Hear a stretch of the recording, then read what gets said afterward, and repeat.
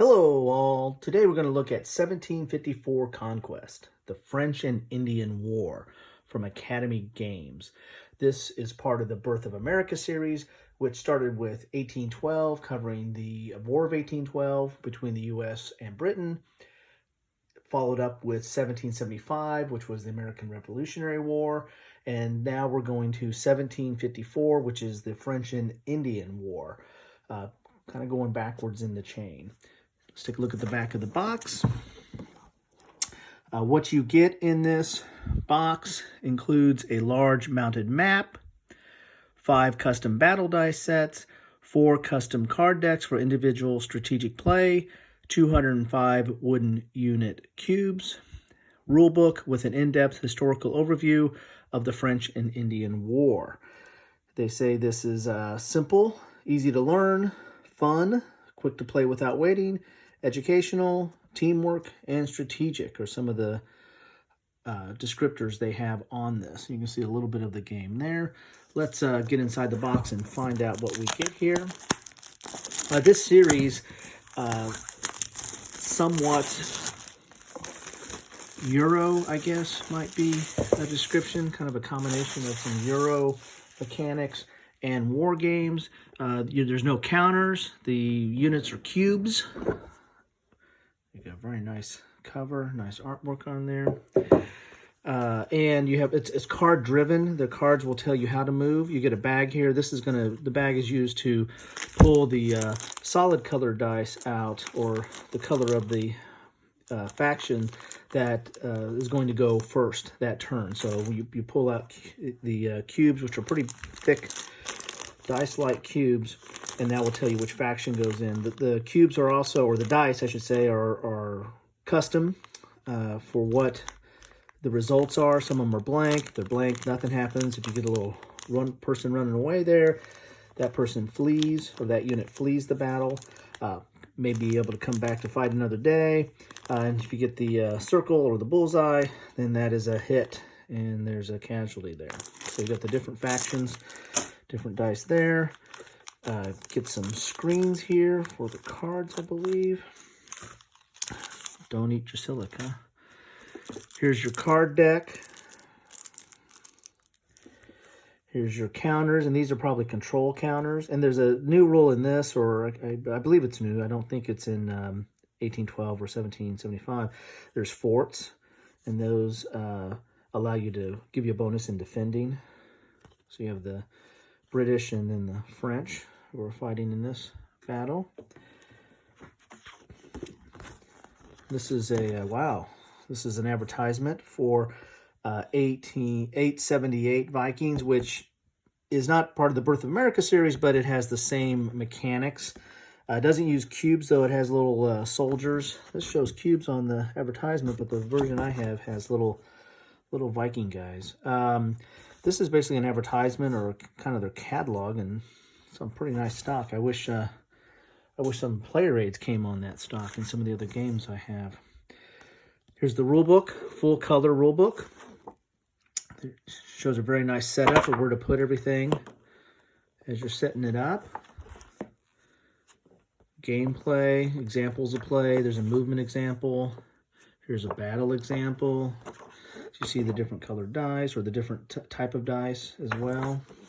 And there's a fort dice that's used in this game. You get, if you're at a fort, you get to roll that, and if you roll that symbol, you can I think you can prevent a casualty or a loss. There's some card clarification, and then you have some historical overview. The Academy games are very good for that. They are very educational, give you some good background and feel. Very accessible, very easy to get into. So there's your rule book. So it is 12 pages, and there's an index on the back here. Okay, here's your full color map board. And the maps are really good. I mean, the way they lay them out. And then these are different symbols here for the different tribes, because the way that the Indians come into play is based on the tribe symbols, or where they're going to get reinforcements at. They can be on either side. The white is basically kind of I think it's the colonials or the Americans soldiers. Then you have the red or British, the purple or French, the yellow, I have to look what up that is, but that they go along with the French, and then the green are the Indians, and they again can, I think they mainly start off mostly on the French, and then the British can bring them over to their side and use them during the game. So very nice, hard, fully mounted, full color map there. You have a game tray. I mean, this fits in nice. You have a place to put the dice in there for each of the different type of factions, and then the cards can go in the spot as well. You also have a place for their cubes. So here's all your different cubes for the different units. They're representing the armies there. Okay. And then you have the marker. This is the fort die. And then, of course, the marker. I think this tracks like the game turn that you're on. Also, I did the Fort Lawrence pledge or whatever. It's what you buy from Academy Games. I got this directly from Academy Games.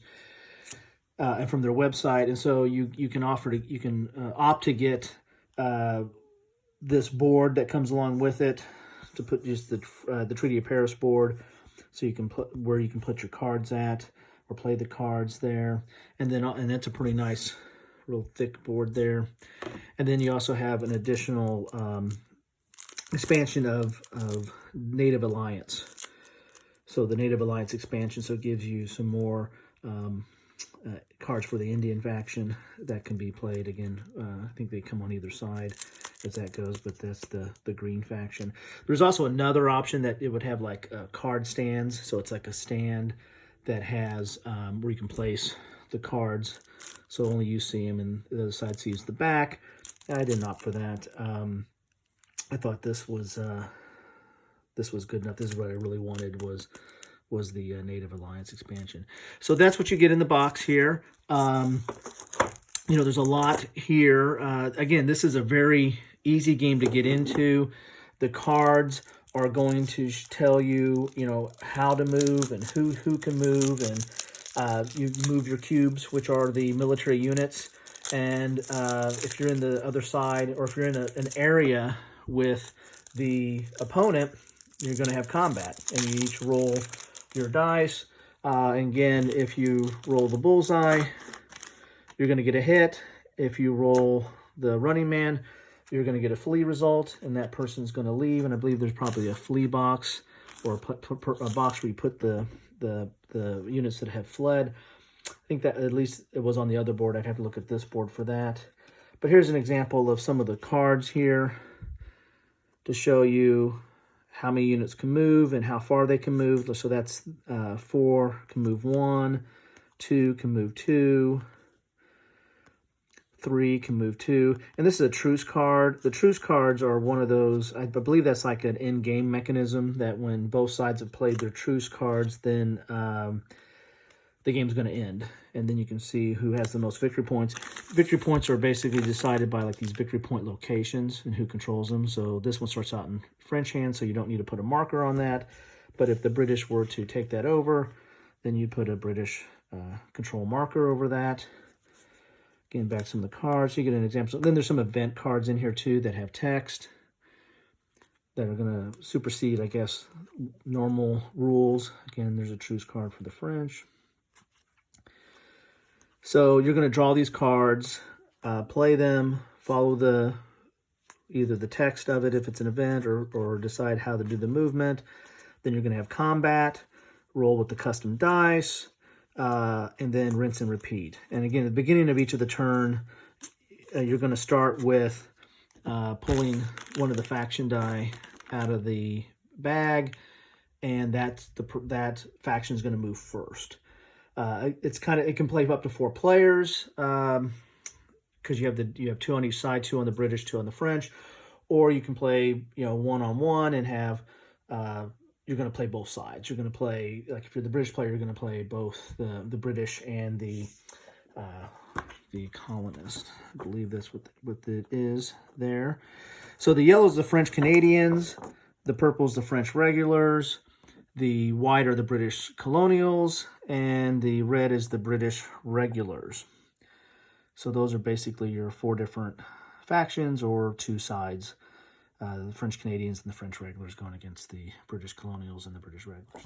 So that's what you get in the box. As I said, this, if you're familiar with 1812, I think this plays more closer to 1812 than it does to 1775, but really not that different from 1775, or even for that matter from 828, the Vikings game. So if you've played any of those games in that system, this is going to be extremely familiar to you and easy to pick up.